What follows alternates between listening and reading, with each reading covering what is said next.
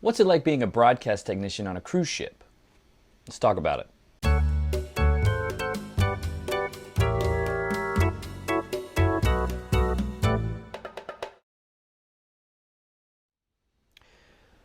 Hey there, welcome to Coffee with Sean. I'm Sean. When I first decided that I really wanted to work on a cruise ship, after figuring out is that the lifestyle I'd like to lead, kind of doing my research on the more general stuff about working on a cruise ship, I then had to decide what job I wanted. I studied broadcasting in school, so I really wanted to utilize my degree. And the cool thing about cruise ships is they literally have any job you can think of. It's a floating city. So I found that there were videography positions and photography positions and electronics positions and IT positions and all these things I would have never thought about. It's a cruise ship. But literally anything you can think of is on board. So I really started to gear toward the broadcasting position. Now, if my main decision was to just live on a ship and travel, and the job I didn't really matter as much, I might have wanted to do cruise staff, or entertainment host, or maybe work in the youth program and work with kids, But I really wanted to most importantly, get experience in my field of study, so I could put it on my resume and eventually get a job after if and when I decided to leave cruise ships, I would have this, experience in a field I wanted to be in, and that could further advance my career later down the road. And so that's why I started to look for broadcast technician and videography positions on cruise ships. And it took me about 8 months to finally get a call back. I applied for positions with Carnival, Disney, Royal Caribbean, and eventually the company I ended up working for, Norwegian Cruise Line, as a broadcast technician. Now, the application process is, as an American, you just go directly to the website, and they have all the different positions. I don't think it's set up to where if there's an open position, you can apply for it. It's almost like all the positions are listed, and then you just pick the one that you might be interested in and apply for. And then if it opens up, they'll have your resume on file, and then they'll contact you. And then I got contacted by them, and they set up a preliminary interview. Actually, with Carnival, they sent me an online test that I had to do video responses, and it was really, really hard. I didn't get hired at Carnival. There's a lot of really specific questions about different formats and different connections to monitors and all these things that, I just was like, things with letters, I don't know. With Norwegian, I had a little bit of a questionnaire, and then I had a face-to-face Skype interview, and we kind of discussed different aspects of the job. They asked me, if there's a request to do something like this, what kind of video, how would you go about doing it? Certain things if there's a video and they want you to put someone's face inside of a life, one of those lifesaver, little rafts, how'd you do it? Just kind of explain the process of how to go about doing it. Now, I did have experience with Final Cut, with editing. Like I said, I studied it in school, so I didn't go in there blind. And these companies do prefer to hire people with experience, because the day you get on board, even if you've never worked on a ship before, you start working day one. So the more knowledge you have, for them it's better because you can start working right away. And for you it's better because you're not going to be so lost if and when you get the job. So once you kind of get hired, they send you all the they offer you the job, if you get it, and then you have to go and do all these different medical tests and just to get ship ready. You go your medical and make sure your passport and everything's done. You get a background check and a drug test and all these things, and then they fly you to the ship. At least Norwegian will fly people in my department to the ship, and then you start. The uniform for me as a broadcast technician and videographer, I was a part of the entertainment department, which is the production staff, the singers and dancers, the cruise staff, headed by the cruise director, and the youth program. And then all the techs, all the theater techs, and then I myself was a tech. So we were in our tech uniform, black on black, black polo, black pants, black shoes. My first contract, I tried to go by the book, and I brought non-slip black shoes and black slacks, and it was very uncomfortable. and it kind of looked weird. So by my second contract, I got a little more savvy. I had got some really, you're not supposed to wear jeans, but I had black jeans that nobody says anything because they're black. And then I didn't wear these non-slip shoes anymore. I had some black Pumas that, nobody says anything as long as it's black and it doesn't, you don't have like a big red racing stripe down your leg, and they're not like tear away. Just it looks nice as long as you're presentable. No one's going to say anything to you. And then, but you have to follow the grooming policy.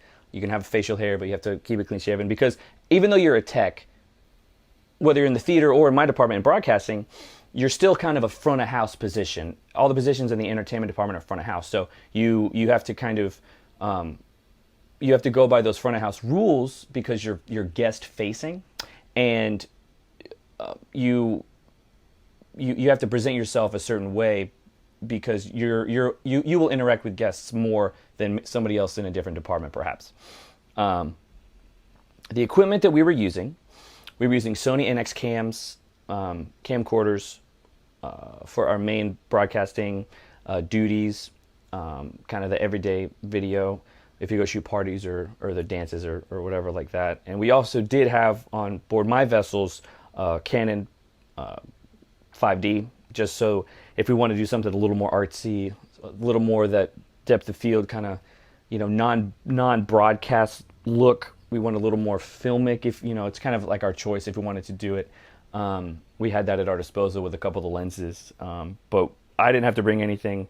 I didn't have to bring my own equipment or anything. Now, before I started, there was a lot of videographers would come on board bringing their own equipment because they were familiar with it and they liked the way it looked. And for me, it was a struggle because, I would see these videos, these projects put together by other techs that look so incredibly good.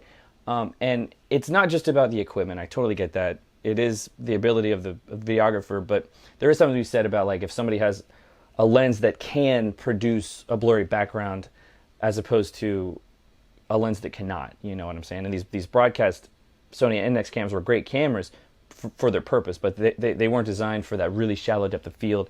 They weren't designed for the filmic, deep, contrasty look, So if that's what you're going for, those cameras wouldn't really do it, And then the file formats we were recording to and our software we're running, couldn't handle a lot of these crazy big files if we were trying to do stuff like that. Anyway, so you're limited by your equipment, which is why other techs would bring their own equipment, But it became a problem, people weren't using their own, or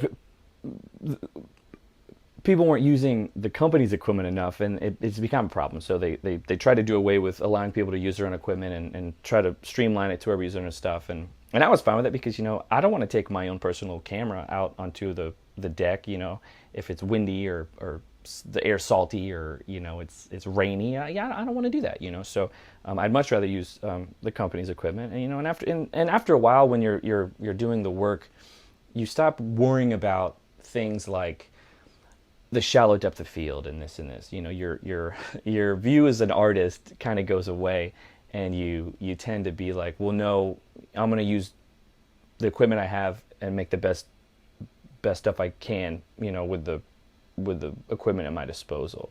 The specific duties as a broadcast technician, at least aboard Norwegian Cruise Line, my position was kind of a joint position. I was both a broadcast technician in charge of all broadcasting elements, and I was a videographer in charge of all the video work that was done around the vessel. Some companies, I believe Royal Caribbean has two separate positions, a videography position and a broadcasting position. And I think that the videography position is part of their photo department. So they're actually putting together videos to sell to passengers, much like the photographers are taking photos of the guests and then selling it. So that's kind of a sales side. And then the broadcast techs will just do the broadcasting thing. But on my ship, for Norwegian Cruise Line, we were both in charge of broadcasting and in charge of video. So it was kind of cool, So we would go shoot a video, we'd edit it together, then we'd put it on TV for the guests to see. So you kind of see it from A to Z. And it was a great experience. Like I said earlier, I wanted to get the work experience and build up my skills for the next job. 2 jobs in one, that's twice as many skills as I develop, twice as quickly. Opens up opportunities down the road. No problem with that. Some of the stuff that we would have to film, we would if you've never been on a cruise before, they're all very similar. They have different theme nights, and so one day will be a '70s theme, and one day will be an '80s theme, or a Mexican fiesta theme or whatever. And so every night the decor is different, and then we'll have parties in one of the lounges. And so like on 70 side, everyone dresses up in disco, and we played the live music. And so as a videographer, we would film the guests dancing, having a good time. We'd do some interviews, just little stuff, and then we would produce a video, a little 2-3 minute, however long, little project, and that we'd put it on one of the closed circuit television channels, so that the guests could later watch themselves at the party on TV. People like to see themselves on TV, so that was kind of our job, was to shoot them, and then let them see themselves having a good time around the ship.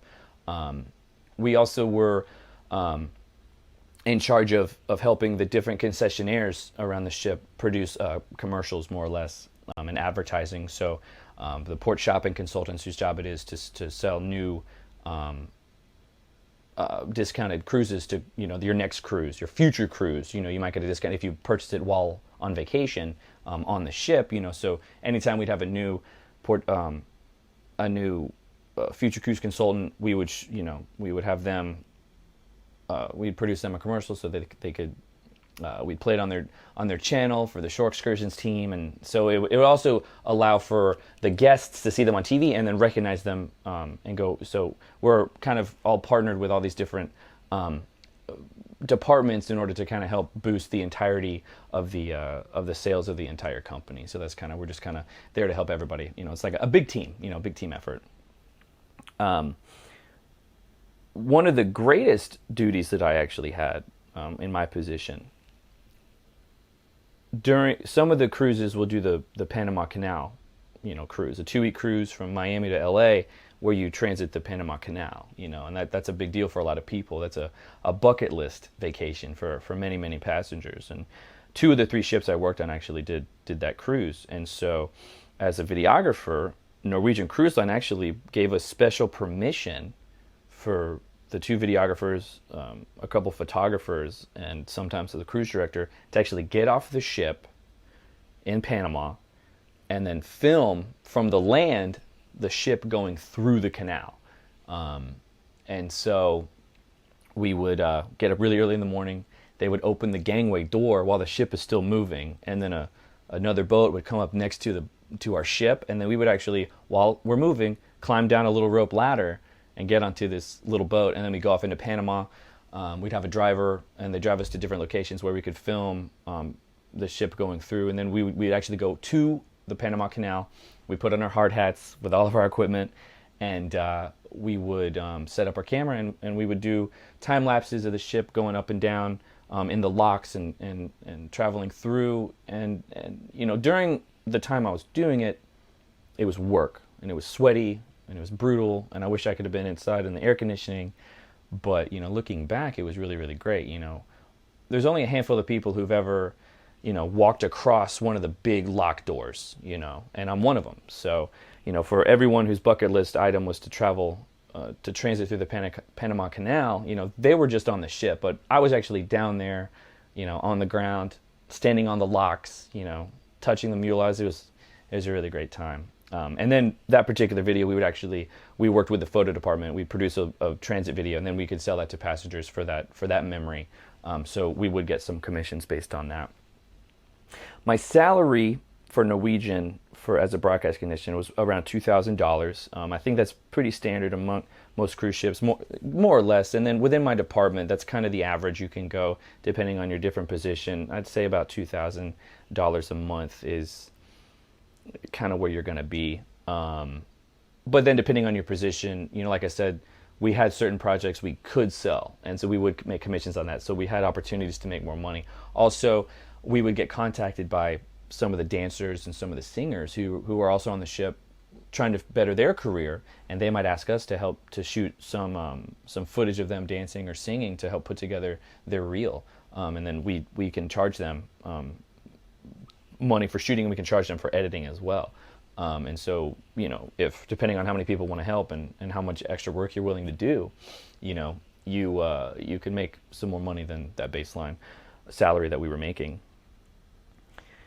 Like I said, the broadcast technician position for Norwegian Cruise Line is within the entertainment department, with all the musicians and the singers and dancers and the production staff, all the techs, crew staff, U staff.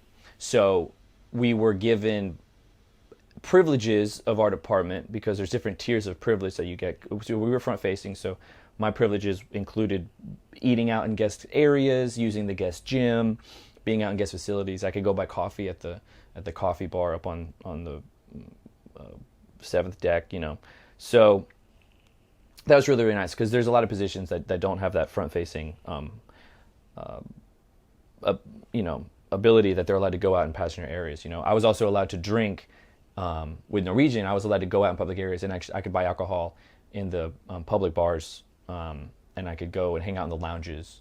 So if I had a night off or whatever, I could go to a bar and get a whiskey, and sit and watch live music. Or go watch or go see a show.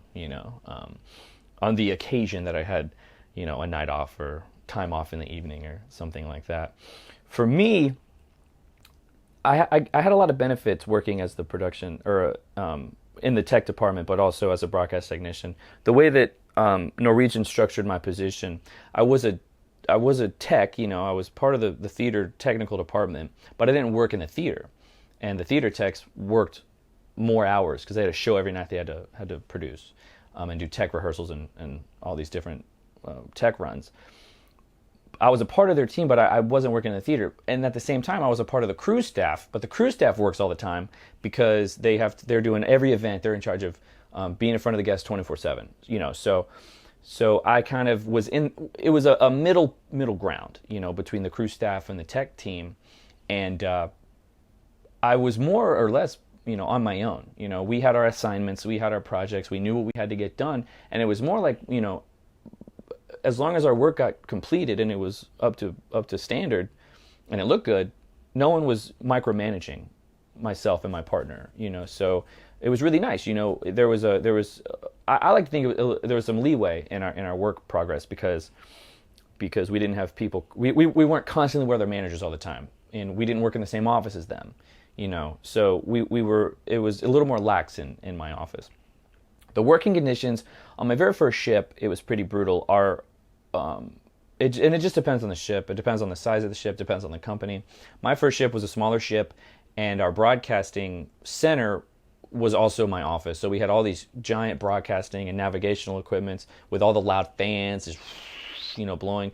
And it was really cold because the AC was blowing in there all the time. And we just had a table with our editing computers right there. And so our fingers are going numb, and you can't really hear the computer because there's a fan, computer, it was pretty intense. And then on my second ship, it was the same setup, but they were kind of two separate rooms divided by a wall, so it wasn't as loud. And then my third ship was a little bit bigger, and we had a completely separate office from the broadcasting equipment, so we could actually shut the door and drown out the loud equipment in the broadcast center, and then we could actually work in our office quiet. We could turn the light off, we could do our editing, and it was a much better editing bay as opposed to sitting in the machine room is kind of how it felt. Some of the things were difficult, using this equipment. We were editing on Final Cut 7, on old Mac, old iMacs, and the processing was slow. And the thing about it, I think when I first started, I was complaining. I was like, what do we do? The computers are so old. But the truth is, the cruise industry, the ships are nonstop. They're, except for dry dock and stuff. The ships is all year. So you can't expect them to just bring new equipment every 2 years, and the technology moves so quickly. Of course you're going to be behind. But it did feel like cruise ships are behind several years more so than on land, but that's kind of the nature of the beast. And so we were trying to produce great footage that we were accustomed to seeing on land, but really you kind of have to work with what you have. Some of the struggles we had on my first ship especially, we kept our equipment in the broadcast room, which was always pumping air conditioning, so our equipment was always cold, including our cameras and stuff. And so on embarkation day, we would have a big dance party up on the top deck outside as we sailed away. And if it was in Miami and it was humid, the second you take your camera outside, the lens fogs up and there's nothing you can do about it. You just have to wait until the camera heats up and kind of matches the temperature and the humidity, and then the lens will defog. And so you have to do workarounds. So we started bringing the camera outside and hiding it on the pool deck about an hour before we knew the sail away party was going to be, so that when we were ready to use the camera, there wouldn't be a bunch of fog on there. It took us a little while to figure out that's probably the best thing that we should do. So you're always fighting the weather if you're doing stuff outside, and just want to plan ahead. And that's why it helps to know your schedule and know, when you're finishing that first night or whatever night, you look at the next night for the next day and see all the things you need to do, and then you kind of plan ahead, because you're on the sea, you're in the elements, so and anything can happen. So you have to be willing and ready to do everything. The living quarters for me as a broadcast technician on Norwegian Cruise Line, I had a 2-person cabin. Majority of the entertainment department had two-person cabins. Singers were sometimes given their own cabin, nice rooms. Singer dancers were sometimes given their own cabin. Managers were given their own cabin. So my managers were given their own room, their own stateroom. But I shared, and it was with someone in my department. But it was the broadcast team for Norwegian on 2 ships, or on the smaller ships, 2 people. The larger ships are 3 people. But the thing about the big ships for Norwegian Cruise Line is they're so big, a lot of people get their own cabin anyway, because there's just that much room that people can have their own cabin. On the smaller ships, there's not as much room, obviously, so you share. However, I didn't bunk with my partner, because I think you would drive yourself crazy if you work with one person every day and also live with that person every day, and you only see that person all day every day for 6 months. You might hate each other quickly. So we ended up rooming, so as everyone in the entertainment department can live with anybody else in the entertainment department. And so my first roommate was one of the musicians in one of the lounges. I've worked with musicians in the show band. I've lived with crew staff a lot, youth staff. We're all on the same entertainment team. So, you just kind of hope that you get along with them, and hope that it works. And sometimes it's nice, depending on their schedule. You might look out and work opposite of somebody's schedule, and then they might be at work and you can have time off. And then when I'm at work, they might have time off. And so, maybe you won't see your roommate, but you have more privacy. So that's kind of nice. There were several benefits to my job. Like I said earlier, I didn't work with managers all the time. And so I was behind closed doors. And because of that, because we had projects and things to do and not assigned times to work, for NCL at least, I was actually able to create my own schedule. And so my partners and I eventually developed kind of we discovered that a lot of the duties that we could accomplish could really be done by one person, aside from a couple of things. And so for the most part, we kind of split our days half and half. And so somebody would work in the morning until the late afternoon, and then somebody would work the evening, and then the next day, the person who worked the evening would work the next day in the morning afternoon shift, and then the other person switched. So basically how we had it was you would work for about you'd have a 24-hour shift, and then you'd be on call that night. So you'd work from like 5 p.m. until you're done with work that night, whenever that is. You're on call until the next morning, then you work until 5, and so you work all day, and then the other person more or less has a completely day off every other day. So I was actually ended up working a lot less than many people I was in the same entertainment team with, because they were constantly scheduled duties, things they had to do, places they had to be, certain things. But because we didn't work directly with passengers like that, and our managers weren't there all the time, and we could schedule we could create our own schedule, it was a much more, we had a lot more free time. Now, the caveat of that is, the rule of NCL was there had to be one broadcast technician on board, on call at all times, no matter what. And so how we developed our schedule based on that is we had to, say, okay, well, if you have import manning, which is, one of the rules of the cruise ship, that somebody has, one of you has to be on board for safety reasons at all time anyway. So you have your dedicated days every month that you can't leave import no matter what. So we would take that into consideration and say, okay, well, then you're going to work all day that day. So the other person who doesn't have import manning can get off the ship if they want to. And a lot of times, even it wasn't a finite schedule. I talked to my partner and said, hey, you got off in, Brazil last week. Can I get off this week? And they said, of course, and cover your shift. A lot of the cruise ship jobs in general, you have to be open. You have to be able to adapt quickly to change, and not. It's for such a structured,